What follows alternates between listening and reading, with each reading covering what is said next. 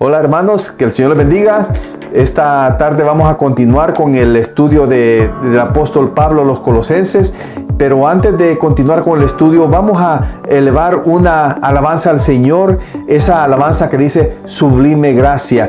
Cantémosle al Señor, hermanos, con todo nuestro corazón.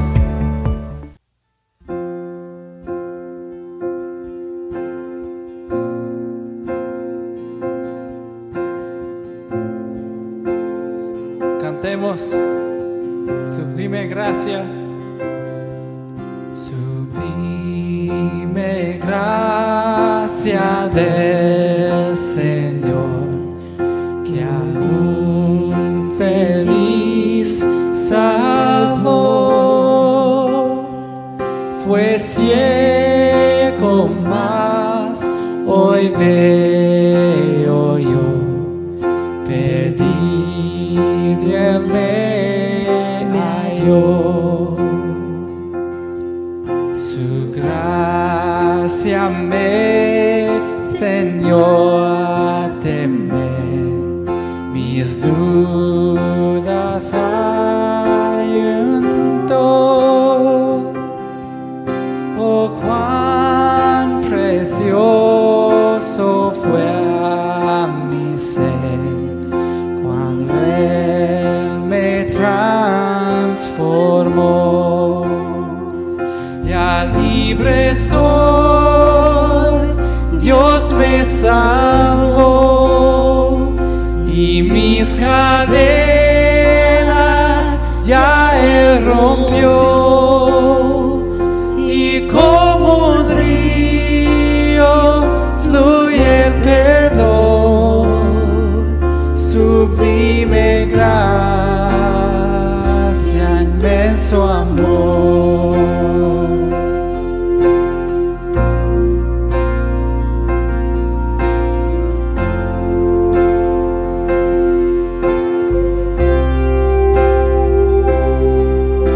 En dos peligros aflicción que yo he tenido aquí, su gracia siempre me libró y me guiará feliz. Ya libre soy, Dios me salvó, y mis cadenas ya Él rompió, y como un río fluye el perdón. Sublime gracia, inmenso amor. Ya libre soy, Dios me salvó, y mis cadenas ya Él rompió, y como un río fluye el perdón. Sublime gracia, inmenso amor.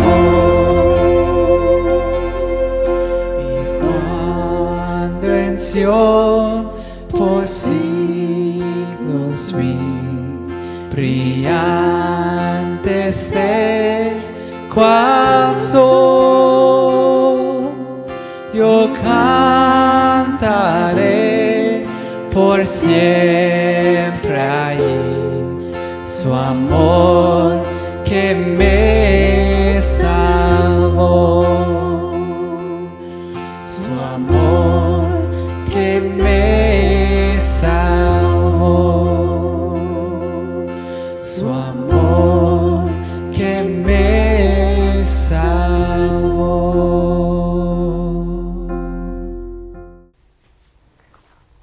Esa es la sublime gracia que nos salvó, hermanos, ese regalo inmerecido de Dios hacia nosotros.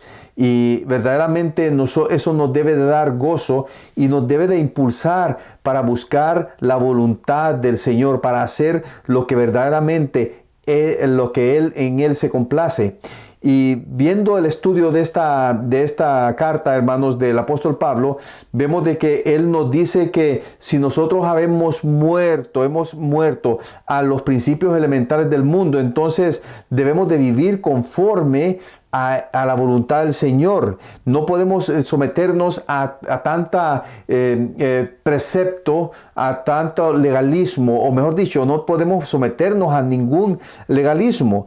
Por eso que el apóstol Pablo dice que tales cosas, aquellas cosas que nos quieren imponer, simplemente se refieren a dinámicas que hacer supuestamente para alcanzar salvación. Pero dice que el Señor verdaderamente es quien en el cual nosotros tenemos salvación. Cualquier cosa que nosotros hagamos no tiene ningún valor para que nosotros alcancemos salvación. Y por esa razón el apóstol Pablo hace algo inesperado, por así decirlo. Hace un cambio de enfoque, porque en los primeros 2 capítulos de esta carta, él se centra en Cristo, lo que ha hecho Cristo, quién es Cristo, qué es lo que son estos falsos maestros, estas falsas sectas, falsas filosofías. Todo esto está enfocado en eso y les amonesta a la iglesia a que tengan cuidado, que no se dejen engañar. Pero terminando este capítulo 2, hay un giro radical que es en el capítulo 3. Y aquí es donde podemos empezar a ver de que el apóstol Pablo se enfoca en los cristianos, en los colosenses, en lo que ellos deben de reflejar, en cómo debe de ser su vida. Y comienza con cuál es la meta de ellos, cuál es nuestra meta como cristianos. Y dice así en estos primeros versículos del capítulo 3 de Colosenses. Por favor, si puede buscar en su Biblia, Colosenses capítulo 3. Y dice así estos primeros versículos del 1 al 4, dice: si habéis pues resucitado con Cristo, buscad las cosas de arriba, donde está Cristo sentado a la diestra de Dios, dice. Poned la mira en las cosas de arriba, no en las de la tierra, porque habéis muerto y vuestra vida está escondida con Cristo en Dios. Cuando Cristo, nuestra vida, sea manifestado, entonces vosotros también seréis manifestados con Él en gloria. Hermanos, el apóstol Pablo está haciendo esta aclaración y está cambiando este enfoque y les dice algo. Cuando usted lee la palabra del Señor y ve que cada pasaje comienza, por tanto, si habéis, entonces, por lo cual nosotros necesitamos poner atención, porque esto tiene un enfoque muy especial. En este caso dice: si habéis pues resucitado con Cristo. En otras palabras, está poniendo una condicionante el apóstol Pablo. Si ustedes entonces son hijos de Dios a través de la resurrección de Cristo, si nosotros pertenecemos a Cristo, entonces hay un efecto. Dice, si hay una causa, entonces hay un efecto. En este caso dice: si habéis pues resucitado con Cristo, buscad las cosas de arriba, donde está Cristo sentado a la diestra de Dios. Dice, buscad, dice, buscad las cosas, poned la mira en las cosas de arriba, no en las de la tierra. Es importante esto, hermanos. Lo que Pablo está diciendo es de que la persona que en el momento que recibe salvación comienza una nueva vida. Y eso es lo que vemos en 1 Corintios, que dice: de modo que si alguno está en Cristo, nueva criatura es, las cosas viejas pasaron, he aquí todas son hechas nuevas. Hay una nueva identidad y por ende debe de comenzar un proceso. Y esto es importante, hermanos, porque dice el versículo 3, porque habéis muerto y vuestra vida está escondida con Cristo en Dios. Ya nuestra identidad es diferente. Ya nosotros no somos la misma persona que éramos antes. Dice, cuando Cristo, el versículo 4, vuestra vida sea manifestado, entonces vosotros también seréis manifestados con Él en gloria. Vemos aquí entonces que el enfoque de nuestra vida ya es radicalmente opuesto a lo que era antes una vez que estamos en Cristo. Nuestra meta ya es otra. Nuestra meta ya no está en este mundo. Nuestra meta está fijada en Cristo. ¿Por qué? Porque nuestra vida, y es nuestra vida eterna, no solamente la terrenal, sino la que eterna, está escondida en Él. Y por esta razón, esta debe ser nuestra meta. Una vez que nosotros estamos en Cristo, quiere decir de que ya nosotros, nuestra meta es agradarle a Él, volvernos a Él, ser como Él, para que cuando Él venga, nosotros también recibamos esa meta de ser glorificados junto con Él, a través de Él, en Él. Esa es nuestra meta ahora, de que cuando llegue el momento que el Señor regrese, nosotros seamos glorificados con Él. Y vemos entonces de que esa es la meta que nos dice el apóstol Pablo que debemos de buscar. Esa debe de ser nuestro propósito en la vida, glorificar a Cristo porque aquí en esta tierra, porque cuando Él venga, nosotros seremos glorificados en Él porque nuestra vida está en Él. Ahora, vea lo que dice el versículo 5. Por tanto, ya que nosotros tenemos una meta, ya que nosotros estamos en Cristo, nuestra vida está escondida en Él, hemos muerto en Cristo. Por tanto, considerar los miembros de vuestro cuerpo terrenal como muertos. Ya que nuestra vida está en Cristo, nosotros debemos de empezar a hacer un cambio por el poder del Espíritu Santo. Claro, dice, por tanto, ya que nuestra vida está en Cristo y nosotros vamos a ser glorificados en Él, necesitamos hacer algo. Primeramente, considerar. Y cuando dice aquí considerar, hay algo importante en esta palabra. Dice aquí, por tanto, dice que nosotros debemos poner los miembros de vuestro cuerpo. O sea, poner nuestros miembros de nuestro cuerpo terrenal, dice, como muertos. En otras palabras, ahora nosotros, nuestro ser, todo lo que son los miembros, el alma, la mente, el corazón, todo esto, nuestro cuerpo, nuestros brazos, nuestras piernas, todo nuestro ser, ya esto debe de considerarse muertos para ciertas cosas, dice. Y vea, dice fornicación, impureza, pasiones, malos deseos y avaricia, que es idolatría. ¿Y por qué da esta lista específica el apóstol Pablo? ¿Sabe por qué? Porque todas estas cosas, estas cosas se generan en nuestro corazón. Lo que es esto son deseos, son pensamientos, son afectos, son gustos.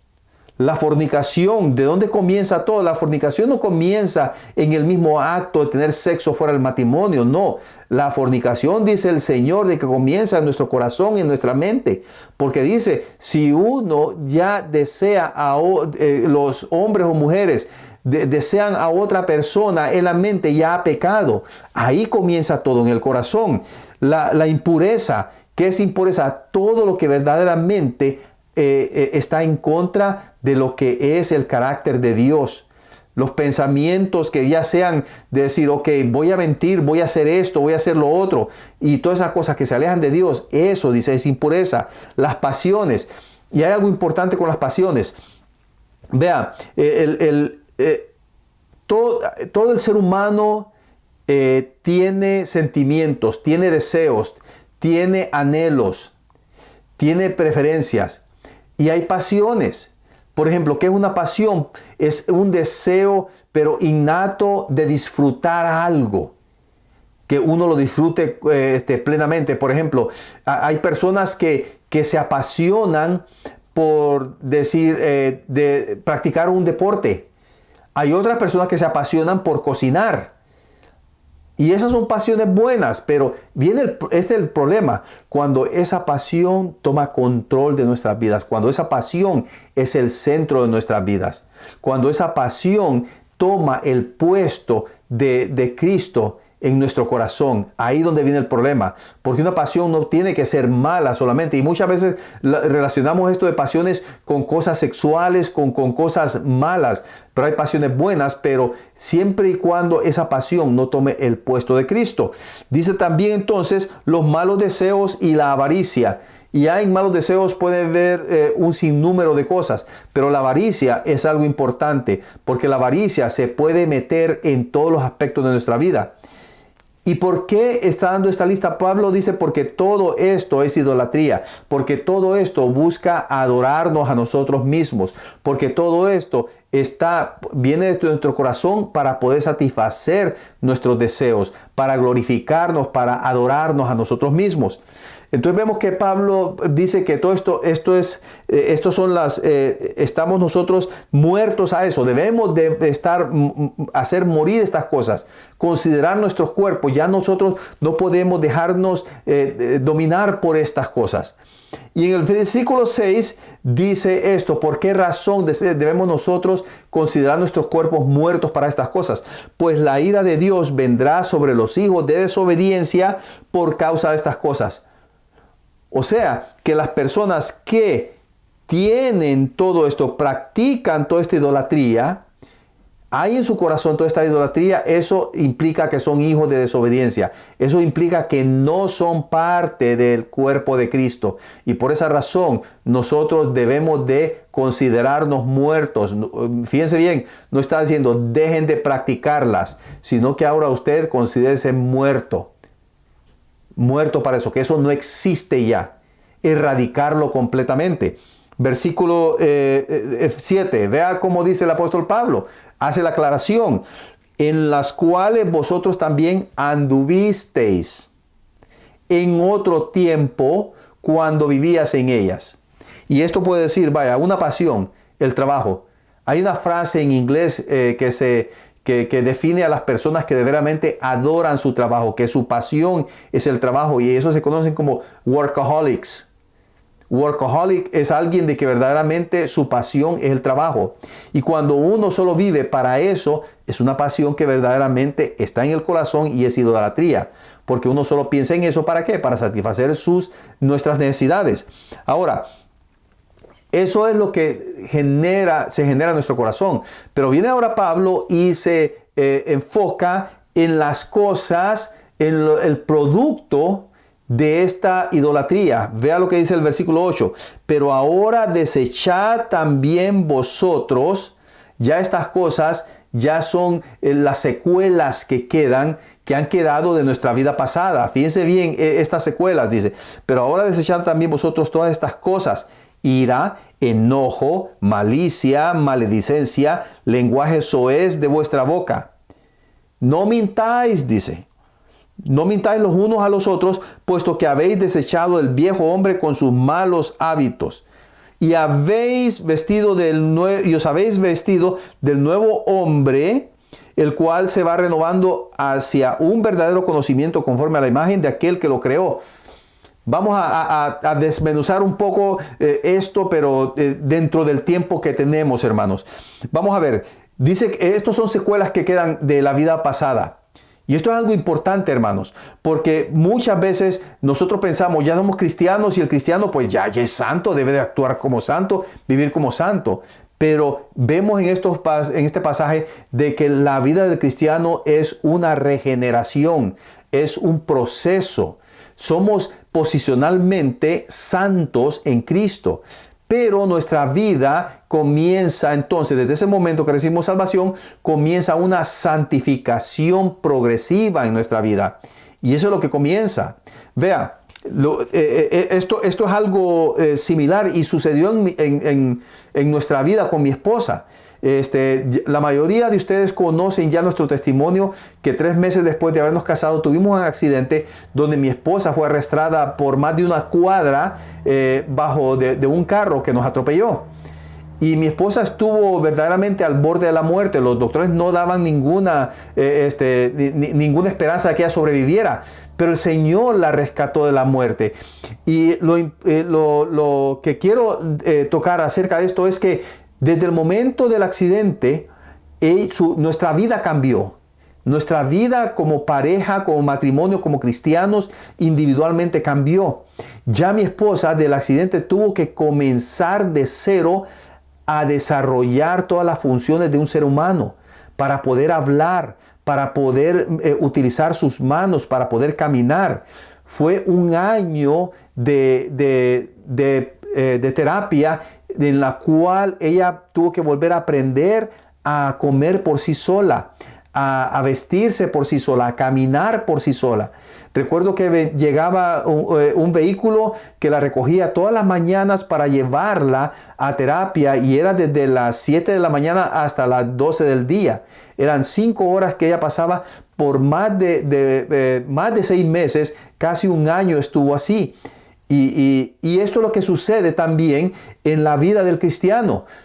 El cristiano experimenta, la persona que recibe a Cristo experimenta un cambio drástico en su vida, pues pasa de estar muerto a tener vida eterna, pasa a vivir de nuevo, y es aquí donde tiene que tiene que comenzar a aprender cómo vivir la vida de cristiano. Y eso es lo que está diciendo el apóstol Pablo aquí.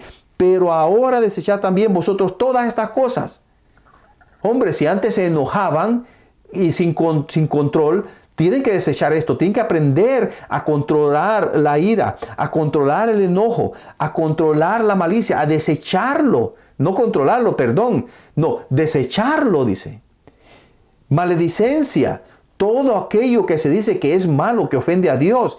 Y cuando dice maledicencia, no está hablando de palabras, malas palabras, palabras soeces, sino que cosas que verdaderamente están dentro ahí de la mentira.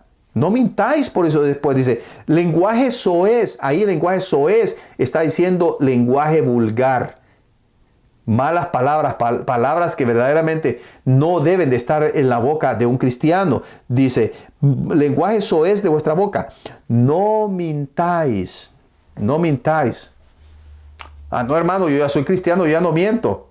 No sea mentiroso, no sea mentiroso, porque el momento que uno dice que no miente, entonces ya está mintiendo. Tenemos que desechar también. No mintáis los unos a los otros, puesto que habéis desechado al viejo hombre con sus malos hábitos. Se fija, con sus malos hábitos. Ya estamos, supuestamente, puesto que habéis desechado. Dice. Si somos de Cristo, nosotros debemos de desechar estas cosas. Ahora, el versículo 10. Y os habéis vestido del nuevo hombre, el cual se va renovando hacia un verdadero conocimiento conforme a la imagen de aquel que lo creó. Y hago hincapié en esto, hermanos. Muchas personas dicen, bueno, todos somos hijos de Dios y tenemos que hacer un alto ahí. No, todos somos criaturas de Dios. Nosotros fuimos hechos a imagen y semejanza a través de Adán, pero en el momento, lo repito de nuevo, ya lo he dicho anteriormente, una vez que Adán pecó, esa imagen ya de Dios ya no está ahí. Porque la única imagen que hay es del pecado. Y por eso dice el apóstol Pablo, dice, y os habéis vestido del nuevo hombre, en lo que Cristo Jesús paga por su vida, lo sea con el Espíritu Santo, usted es una nueva persona. 1 Corintios. Pero dice, os habéis vestido del nuevo hombre, el cual se va renovando. ¿Renovando hacia qué? Hacia un verdadero conocimiento, conforme a qué. Ahí viene, vea, la imagen de Dios en la persona que no tiene a Cristo está distorsionada. Esa no es la imagen de Dios, porque dice, hacia un verdadero conocimiento conforme a la imagen de aquel que os creó. ¿Se fija? A través de esa santidad progresiva, nosotros nos vamos transformando de nuevo a la imagen y semejanza de Dios. Se fija, es una transformación. Tenemos que volver a comenzar, valga la redundancia, aprender a vivir, a ser, a actuar, a sentir, a desear como un verdadero hijo de Dios, que está hecho a la imagen y semejanza de Dios. Entonces, dice el apóstol Pablo, ya que estamos haciendo eso, como escogidos de Dios, quiere decir de que Dios nos escogió, Él nos buscó, Él nos salvó, Él nos rescató, Él nos transformó. Santos y amados, dice, revestidos de tierna compasión. Aquí viene el punto. Vea, revestidos de tierna compasión, bondad, humildad, mansedumbre y paciencia. ¿Qué implica esto? O sea, claro, si uno está desechando lo malo de nuestra vida, de nuestro ser, de nuestro corazón, ¿qué sucede? Hay que llenar ese espacio, porque el espacio no puede estar vacío. Entonces tenemos que llenarlo ¿con qué? Con estas cosas. Con estas cosas que son un reflejo de santidad y de amor, dice. Revestido de tierna compasión, bondad, humildad, mansedumbre y paciencia. Y cuando dice paciencia, vea lo que dice, soportándoos unos a otros. Soportándoos. Y cuando pensamos en esto, hermanos, tenemos que tener mucho enfoque y cuidado cuando dice esto, porque soportar, la palabra significa ser paciente con, atender con paciencia. Atender con paciencia. Darle el tiempo y el cuidado a los hermanos, soportándoos unos a otros y perdonándoos unos a otros. No solamente aguantar al hermano, sino que también perdonarlo. Dice, si alguno tiene queja contra otro, como Cristo os perdonó, así también hacedlo vosotros. Y aquí viene el punto bien difícil. Y tenemos que hacerlo.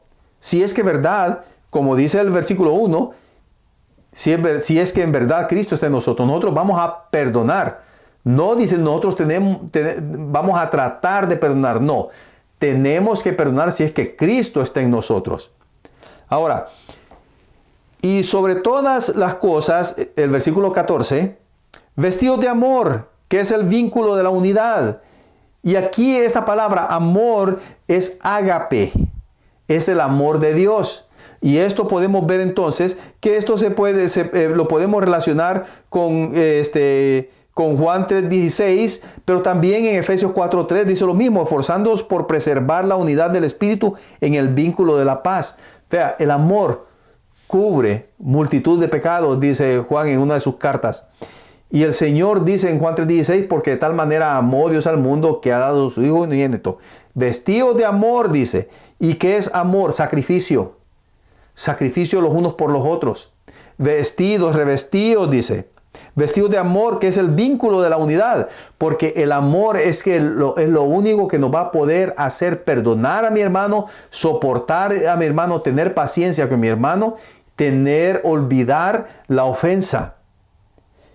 El versículo 15, y que la paz de Cristo reine en vuestros corazones, a la cual en verdad, dice, fuisteis llamados en un solo cuerpo. Fíjense bien, en un solo cuerpo, y sed agradecidos. Wow. Muchas veces nosotros nos dedicamos, tenemos mucho cuidado a enseñarles a nuestros hijos que digan gracias y por favor, con permiso, que saludar y despedirse. Y cuando nuestros hijos no practican eso, nosotros nos sentimos bien, pero bien ofendidos, avergonzados. Y ver aquí entonces que el apóstol Pablo dice, muchas veces los hermanos piden oración y el Señor contesta la oración y ni siquiera dicen gracias, no dan acción de gracias. Vea, a mí me sorprende porque cuando estamos en reunión y veo que hermanos decimos, bueno, ¿alguien tiene alguna acción de gracias? La mayoría se quedan callados. Y digo yo, bueno, es que el Señor no ha hecho nada por ellos. No sienten agradecimiento porque el Señor les ha dado un día más de vida, un día para tener oportunidad de adorarle a Él y elevar acción de gracias por lo que todo Él está haciendo. Necesitamos ser agradecidos, hermanos. Necesitamos ser agradecidos por lo que el Señor nos da, pero también por lo que el Señor no nos da. Entonces, el versículo 16. ¿Qué es la palabra de Cristo? Vea, está dando toda esta información Pablo con qué debemos de llenar nuestra vida, de los frutos que debemos de dar. Y dice, que la palabra de Cristo habite en abundancia en vosotros con toda sabiduría.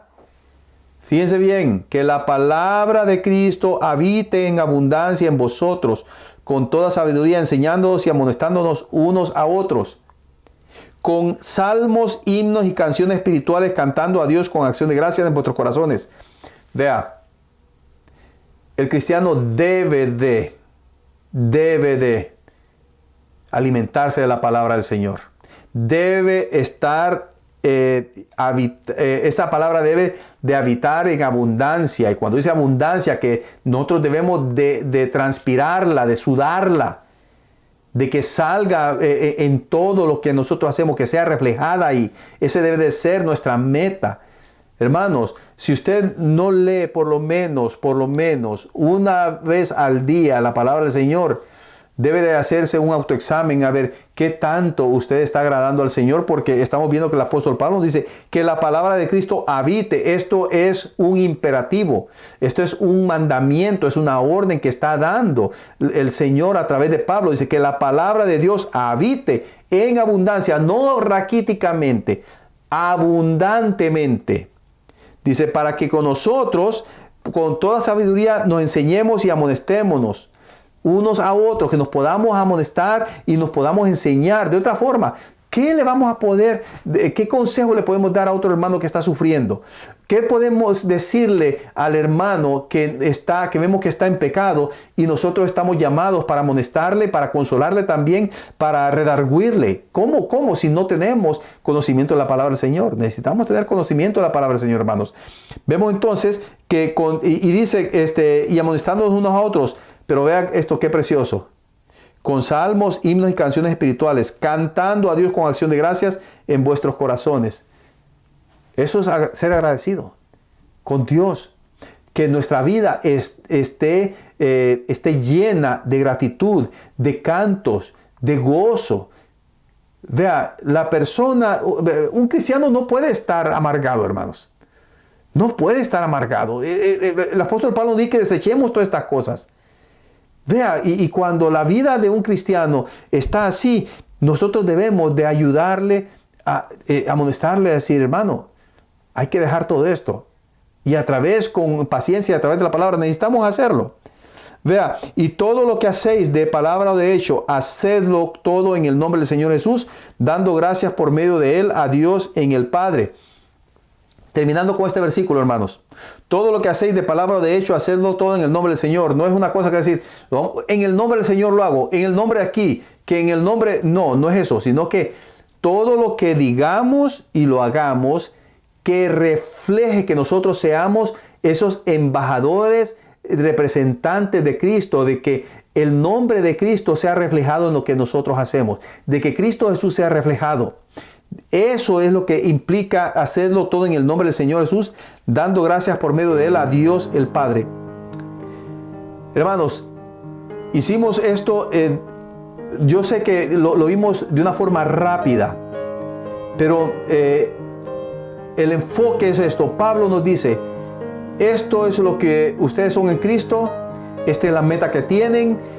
Necesitan considerarse muertos a esto, necesitan desechar todas estas cosas, pero necesitan también llenarse de estas otras y practicarlas y vivir de esta forma. Porque todo eso, dice, por medio de todo eso van a dar gracias a Dios el Padre. Que el Señor les bendiga, hermanos. Espero de que ustedes puedan meditar en esta palabra, puedan repasar el pasaje de capítulo 3, versículos del 1 al 17 y meditar en todo esto, hermanos. Sé que podemos sacarle más enseñanza de una forma más desmenuzada, pero mi enfoque quería darles todo el contexto general de este pasaje del capítulo 3 hasta el versículo 17. Y esperamos de que usted pues sea bendecido y sienta el deseo, hermanos, de escudriñar la palabra del Señor y orar y practicar lo que hay aquí, porque no para que usted reciba salvación, ni para que sea acepto al Señor, sino que porque usted ha sido acepto ante el Señor, usted está llamado a practicar esto, a vivir una vida que glorifique al Señor. Oremos, hermanos. Padre Celestial, gracias te damos, Señor, por tu palabra. Gracias, Señor, porque en ella encontramos, Señor, tu voluntad.